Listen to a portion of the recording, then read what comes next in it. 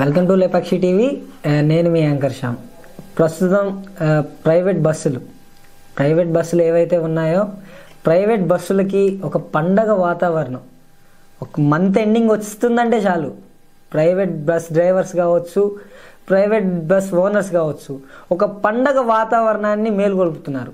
ఏ విధంగా మేల్కొల్పుతున్నారంటే 1-2 తారీఖుల్లో సుమారుగా ఈ 1-2 తారీఖుల్లో మనం ఇప్పుడు ఉదాహరణకి ఈ పింఛన్దారులు ఉన్నారు, ఆంధ్ర రాష్ట్ర పింఛన్దారులు ఉన్నారు. అక్కడి నుంచి ఒంటరి మహిళలు ఎవరైతే ఉన్నారో ఒంటరి మహిళలు పనుల కోసం వాళ్ళు అటు తమిళనాడు వెళ్తూ ఉంటారు, అటు చెన్నై వెళ్తూ ఉంటారు, అటు బెంగళూరు వెళ్తూ ఉంటారు, కొంతమంది అటు హైదరాబాద్ వెళ్తూ ఉంటారు, కొంతమంది అటు వైజాగ్ వెళ్తూ ఉంటారు. అంటే వీళ్ళు ఇలా పనుల కోసం వెళ్తూ ఉంటారు. ఇప్పుడు ఇలా పనుల కోసం వెళ్ళిన వాళ్ళు పింఛన్ కోసం వాళ్ళు మళ్ళీ తిరిగి ఆంధ్ర రాష్ట్రానికి రావాల్సి ఉంటుంది.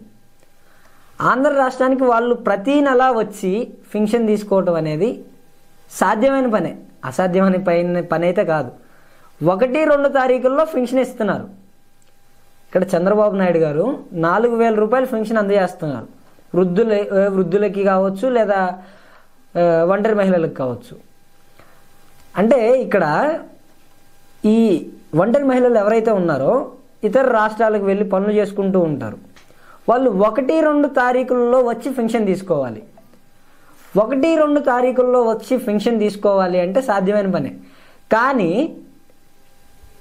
ఈ 1-2 తారీఖుల్లోనే పింఛన్ తీసుకోవాలి, తర్వాత పింఛన్ అనేది ఇవ్వబడదు. మీరు ఒకటి నోటీస్ చేయాలి.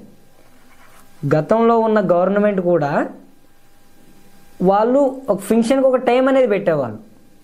అంటే ఇప్పుడు చంద్రబాబు నాయుడు గారు 1-2 తారీఖుల్లోనే పింఛన్ తీసుకోవాలి, పింఛన్ తీసుకోకపోతే మరుసటి నెల ఆ పింఛన్ ఇవ్వబడదు అనేసి చెప్పడం జరుగుతుంది. అంటే ఇప్పుడు ఇటు వైజాగ్ వెళ్ళి ఇతర అటు తమిళనాడు వెళ్ళిన వాళ్ళు కావచ్చు, ఇటు తెలంగాణ వెళ్ళి హైదరాబాద్ వెళ్ళిన వాళ్ళు కావచ్చు, వాళ్ళు 1-2 తారీఖుల్లో ఒంటరి మహిళలు వచ్చి పింఛన్ అనేది తీసుకోవాలి. సరే, వాళ్ళు ఏదో ఒక విధంగా వాళ్ళు పనిచేస్తున్న చోట ఏదో వాళ్ళు చెప్పేసి నేను ఇలా పింఛన్ తెచ్చుకోవాలనేసి చెప్పేసి వాళ్ళు రావడం జరుగుతుంది, ఆంధ్ర రాష్ట్రానికి రావడం జరుగుతుంది. వాళ్ళు రావడానికి ప్రయత్నిస్తారు. ఇక్కడ వీళ్ళు రావడానికి ఆర్టీసీ బస్సులు టికెట్ ఖరీదు, ఒక టికెట్ ఖరీదు సుమారుగా 600 రూపాయల నుంచి 800 రూపాయలు ఆర్టీసీ బస్సులు ఛార్జ్ చేయడం జరుగుతుంది.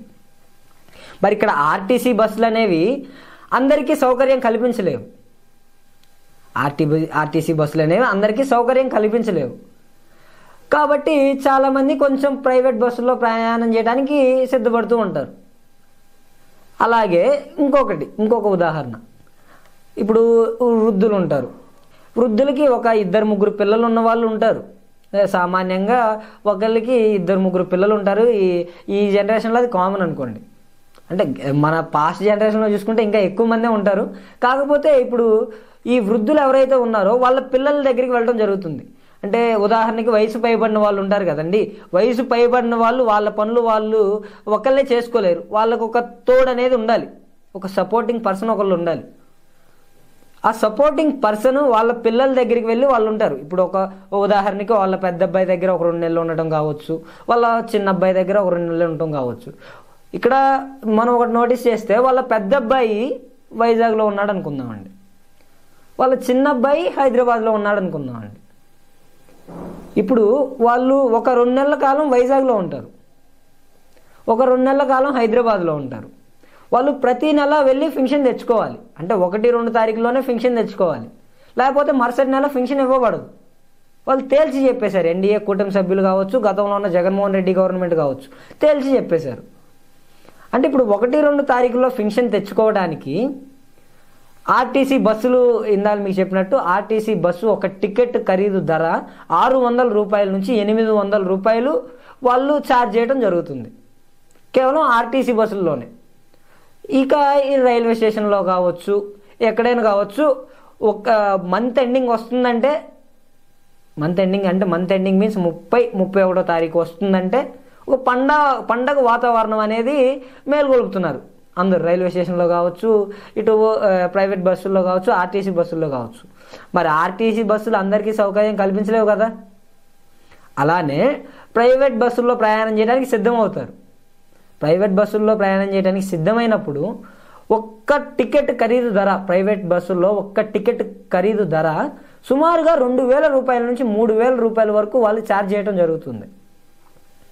అంటే చంద్రబాబు నాయుడు గారు ఇస్తున్న పెన్షన్ 4,000. ఇక్కడ టికెట్ ధరలు చూస్తే బస్ టికెట్ ధరలు సుమారుగా 2,000 రూపాయల నుంచి 3,000 రూపాయలు ప్రైవేట్ బస్సులు ఛార్జ్ చేస్తున్నాయి. అంటే ఇప్పుడు 1-2 తారీఖుల్లో ఈ పెన్షన్దారులే కాదండి, పెన్షన్దారులే కాదు, ఇప్పుడు సిటీస్కి వచ్చి ఉద్యోగాలు చేసుకున్న యువత కూడా ఉన్నారు. ఇప్పుడు యువత వీకెండ్ వస్తే నార్మల్గా ఏమనుకుంటారు, ఇప్పుడు ఉదాహరణకి ఈ వీకెండ్ వచ్చింది, ఈ వీకెండ్ ఇంటికి వెళ్దాం, కొంచెం ఫ్యామిలీతో టైం స్పెండ్ చేద్దాం అనుకుంటారు ఉద్యోగాలు చేసేవాళ్ళు. మరి వాళ్ళు ఇంటికి వెళ్దాం అనుకున్న సమయానికి అలా ఫోన్ తీస్తారు, అలా ఆఫీస్ నుంచి వస్తారు, వచ్చి ఫోన్ చూస్తూ ఉంటారు. అలా ఫోన్ ఓపెన్ చేసి ఆ టికెట్ బుక్ చేసుకుందాం అనుకుంటారా, టికెట్ ఖరీదు కొడతారు. ఫర్ ఎగ్జాంపుల్ హైదరాబాద్ నుంచి ఆంధ్రాకి కొడదాం, 2,000 రూపాయల నుంచి 3,000 రూపాయలు ఉంటుంది.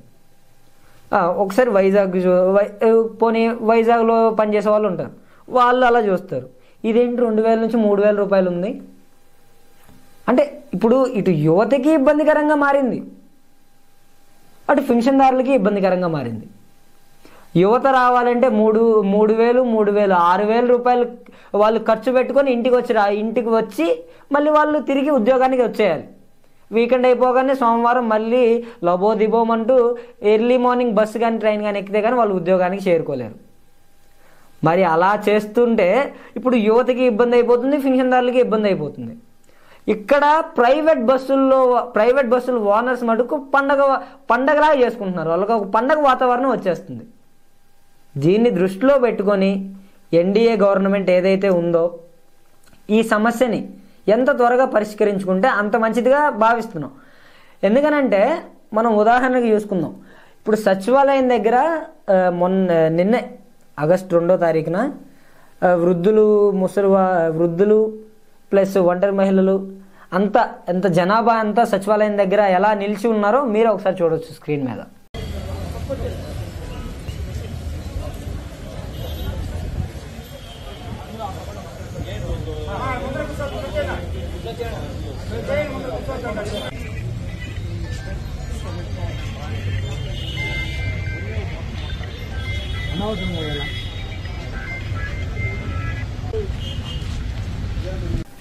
గతంలో జగన్మోహన్ రెడ్డి గవర్నమెంట్లో కూడా ఇలా జరగటం వల్లే ఆ గవర్నమెంట్కి వ్యతిరేకత వచ్చి పెన్షన్దారులు ఓట్లు చంద్రబాబు నాయుడు గారికి వేసి ఉండొచ్చు.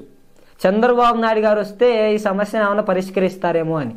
మరి చంద్రబాబు నాయుడు గారు కూడా ఇలానే చేస్తే గవర్నమెంట్కి వ్యతిరేకత ఇంకా పెరిగే అవకాశాలే చాలా ఎక్కువగా ఉన్నాయి. ఎన్డీఏ సభ్యులు ఇది దృష్టిలో పెట్టుకొని ఈ సమస్యని ఎంత త్వరగా పరిష్కరించుకుంటే అంత మంచిదిగా భావిస్తున్నాం.